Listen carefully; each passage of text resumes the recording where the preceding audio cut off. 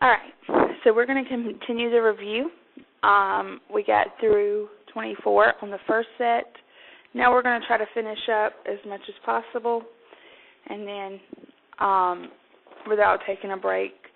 This may be split up into two more sections, but we should be able to get it pretty close to being done on this one. So if you turn to the second page on your review, number 25, it is telling you to find the y-intercepts. Now, in order to find the y-intercepts, you have to plug 0 in for x. So all we're going to do is rewrite that equation, except instead of having an x, we're going to have a 0 in that spot. So 0 plus 1 minus 3. Now we're going to go ahead and combine that. So that is 2 to the first minus 3. 2 to the first is 2.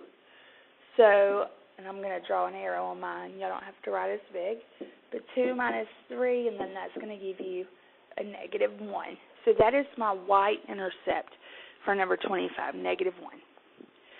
Right, I'm going to do the same thing for 26.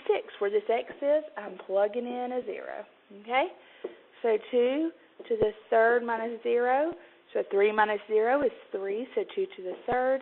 And that is going to give you 8. All right. Number 27. I'm still, again, plugging 0 in. So I have negative 4 to the 0 minus 2 plus 1. Now, this is going to give me a negative 2. So negative 4 to the negative 2 plus 1. Now, remember the rule. If you have a negative exponent, to make it positive, you need to flip this. And a whole number is always believed to be over 1. So we're going to flip that.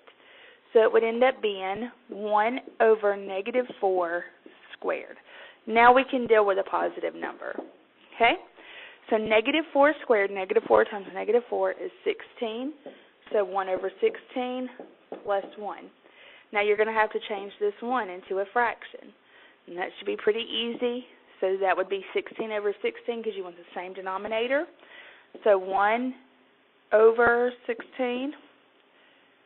Sorry, this should be a negative because this 2 is only raising this 4 right here. So this should still be a negative because that 2 is not going to the negative. So leave that as a negative. And then plus 16 over 16. Now this shows is like a negative 1 right here. And we're going to go straight across. We have the same denominator. So we're going to end up with 16 on the bottom. So negative 1 plus 16 is 15.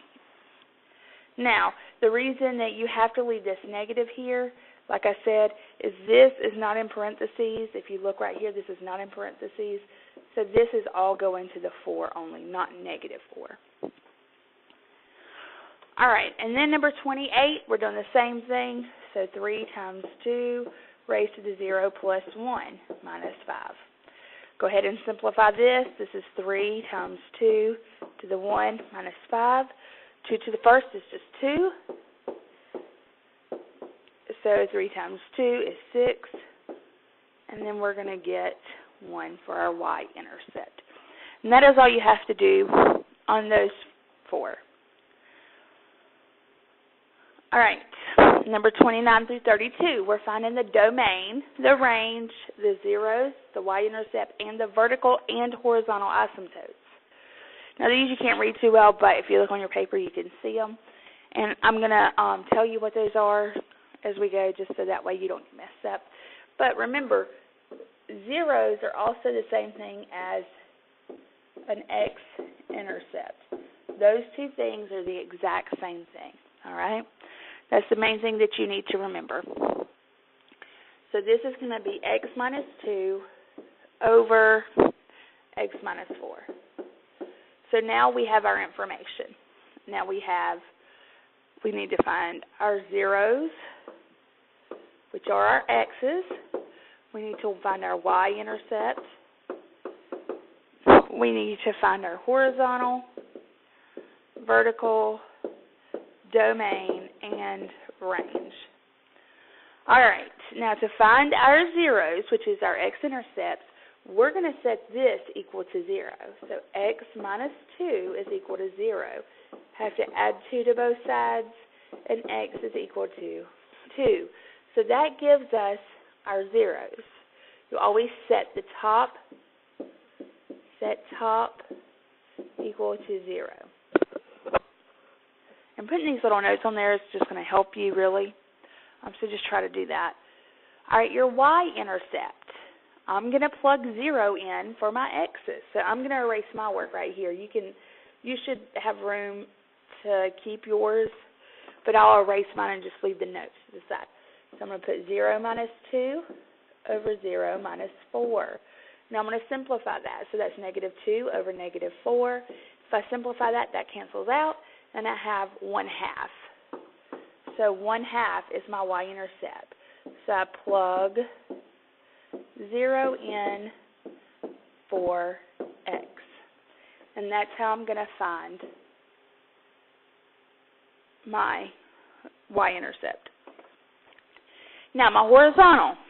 This is the one where you have to look at your exponents. So I'm going to go ahead and write the little note up to the side so that way you can see.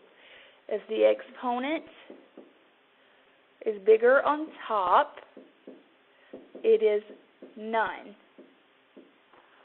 Let me double check that just so I can make sure that I have my, yes. The exponent on top is bigger than it is none. The exponent on bottom, it is equal to 0. Now, if you have the same exponent, you take the ratio of your coefficients. So what is in front of your x's, all right? So if we look at this, we have an exponent of 1 and an exponent of 1. So we'll have to go with this one. So if we look out front, what is in front of the x? We have a 1 here and a 1 here. So 1 over 1 or just 1.